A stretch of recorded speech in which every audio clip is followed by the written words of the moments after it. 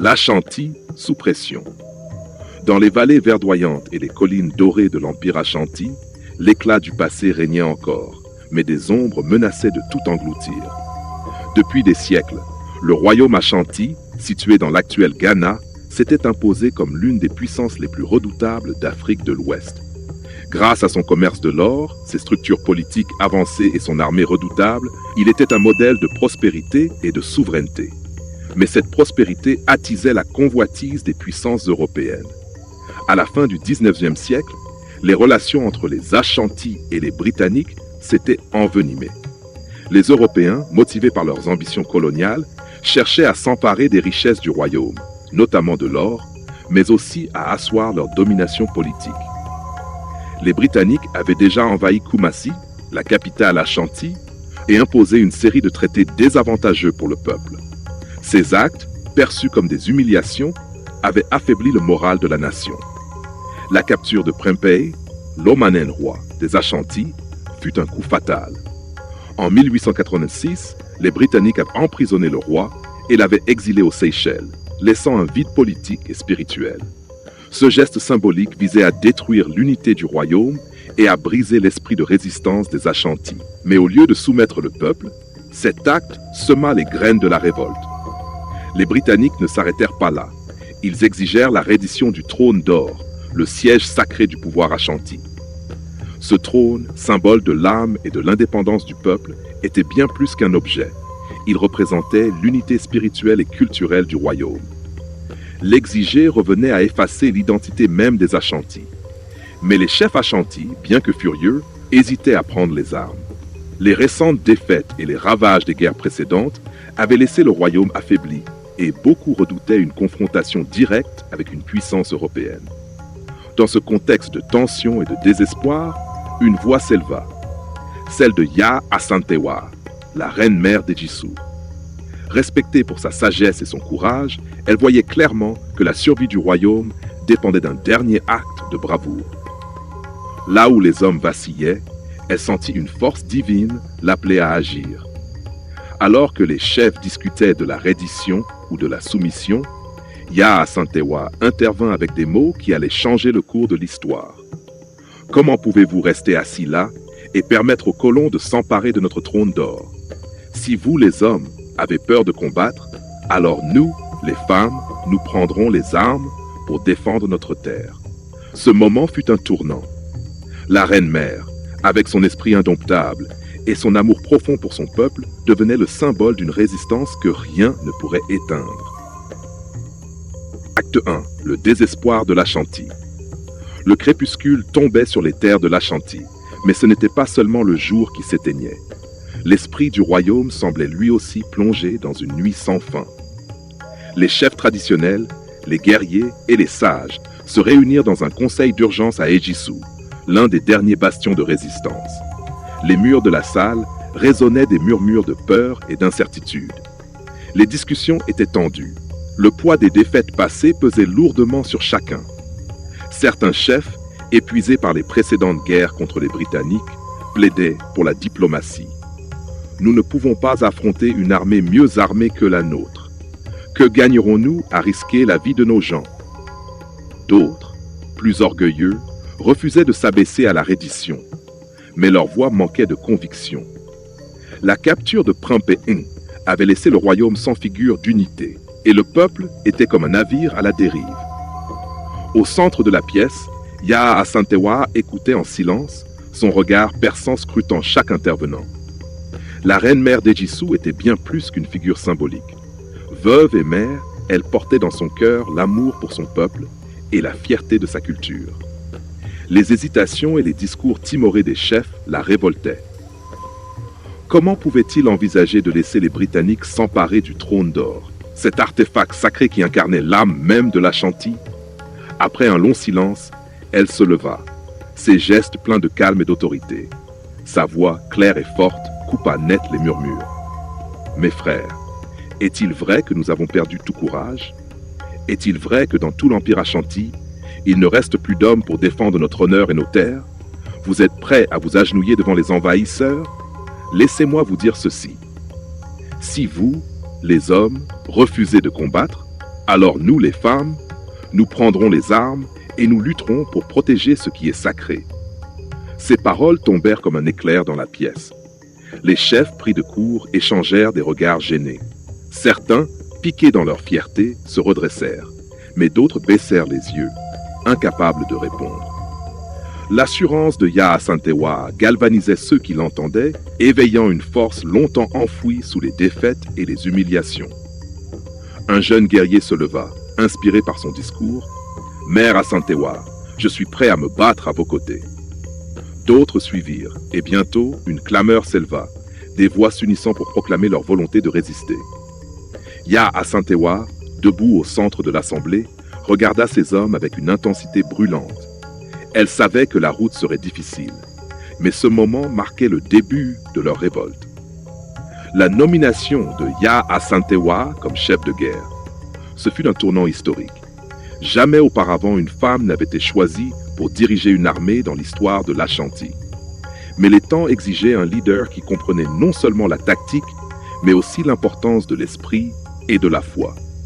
Yaa-Asantewaa, avec son autorité naturelle et son lien spirituel avec les ancêtres, devint ce leader. Elle convoqua des réunions dans tout le royaume, parlant non seulement aux guerriers, mais aussi aux femmes, aux jeunes et aux anciens. Ce combat n'est pas seulement pour le présent, disait-elle, il est pour nos enfants et pour les âmes de nos ancêtres. Les préparatifs pour la rébellion. Yaa-Asantewaa mit en place un réseau de messagers et de stratèges pour mobiliser les villages voisins. Des cérémonies spirituelles furent organisées pour invoquer la protection des dieux et des ancêtres. Les guerriers bénirent leurs armes dans des rituels sacrés, tandis que les femmes confectionnaient des amulettes et des talismans pour protéger les combattants. Les tambours de guerre résonnaient dans les collines, transportant un message clair: l'Ashanti se lèvera. Acte 2. La résistance s'organise.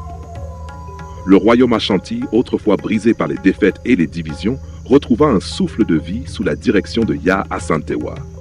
À la tête de la rébellion, elle mobilisa toutes les forces disponibles, mélangeant tradition, spiritualité et stratégie pour contrer l'oppression britannique. La mobilisation et l'union du peuple.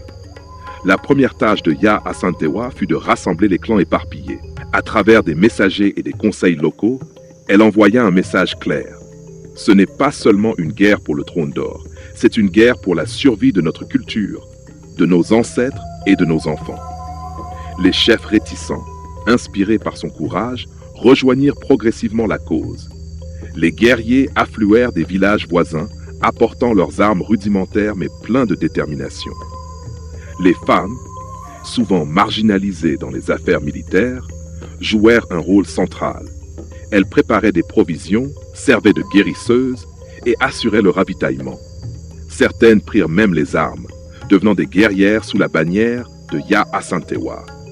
L'Ashanti se battra avec tout ce qu'il a, proclama-t-elle. Les hommes, les femmes et même la terre se lèveront pour repousser les envahisseurs. Les stratégies militaires de Yaa-Asantewaa. Malgré leur infériorité technologique face aux fusils et aux canons britanniques, Yaa-Asantewaa compensa par des tactiques astucieuses, enracinées dans la connaissance du terrain et des traditions guerrières Ashanti. 1. Guérilla et embuscade. Les guerriers utilisaient les forêts épaisses et les collines pour tendre des pièges aux soldats britanniques. Ils frappaient rapidement et disparaissaient avant que l'ennemi ne puisse riposter. Les chants de guerre et les tambours résonnaient dans la jungle, semant la peur et la confusion chez leurs adversaires. 2. Protection spirituelle. Avant chaque bataille, des cérémonies étaient organisées pour invoquer la bénédiction des ancêtres et des esprits protecteurs. Les guerriers portaient des amulettes sacrées fabriquées par les prêtres et les guérisseurs, censées les rendre invincibles. Yaa-Asantewaa elle-même menait ces rituels, affirmant que le pouvoir des ancêtres est plus fort que celui des fusils. 3. Communication secrète. Des signaux codés, transmis par des tambours et des feux, permirent une coordination efficace entre les différentes forces rebelles. Le siège du fort de Kumasi. L'un des moments les plus marquants de la rébellion fut le siège du fort de Kumasi, un symbole de l'occupation britannique. Ce fort, autrefois un lieu sacré pour les Ashantis, avait été transformé en bastion militaire par les Britanniques. Pour Yaa Asantewaa, le reprendre signifiait bien plus qu'une victoire militaire. C'était une reconquête symbolique de l'honneur et de la souveraineté Ashanti. Sous sa direction, des centaines de guerriers assiégèrent le fort. Jour et nuit, ils harcelèrent les troupes britanniques avec des flèches, des lances et des tirs sporadiques. Bien que le fort fût solidement défendu, la persévérance des rebelles força les soldats britanniques à se retrancher, coupés du reste de leurs forces. La résistance autour du fort devint une légende. Les chants de guerre ashantis, portés par le vent, résonnaient dans les collines, rappelant à tous que le royaume ne plierait pas. Les défis internes et la détermination de Yaa Asantewaa.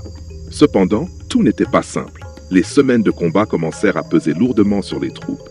Les vivres s'épuisaient et les pertes humaines étaient douloureuses. Certains chefs, intimidés par la puissance des renforts britanniques, proposèrent de négocier. Yaa Asantewaa, inflexible, rassembla ses lieutenants et leur déclara « Nous sommes peut-être fatigués, mais nous ne sommes pas vaincus. Si nous abandonnons maintenant, nos enfants vivront enchaînés. Si je dois mourir pour la liberté de notre peuple, alors je mourrai fièrement, mais je ne céderai jamais. » Ces paroles ravivèrent le moral des troupes.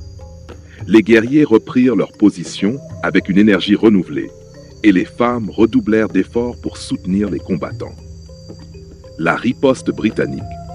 Malgré la bravoure et la détermination des Ashantis, les Britanniques, renforcés par des troupes supplémentaires et des armes modernes, commencèrent à reprendre l'avantage. Le siège du fort de Kumasi s'éternisa, et les lignes de défense Ashanti furent progressivement brisées. Yaa Asantewaa, toujours en première ligne, devint une cible prioritaire pour les Britanniques. Il savait que sa capture affaiblirait le moral des rebelles. Clôture de l'acte 2, la bataille décisive. Alors que les batailles atteignaient leur paroxysme, Yaa Asantewaa continua de galvaniser ses troupes, symbolisant l'esprit indomptable de l'Ashanti. Mais le poids des armes modernes et des troupes mieux équipées se fit sentir. La capture de la reine-mère semblait inévitable, mais son courage inspirait une résistance farouche. L'acte 2 se termine sur une note dramatique. Une armée déterminée mais affaiblie, une chef de guerre qui refuse de plier et des oppresseurs prêts à tout pour écraser la révolte. Acte 3. La capture et l'héritage de Yaa Asantewaa.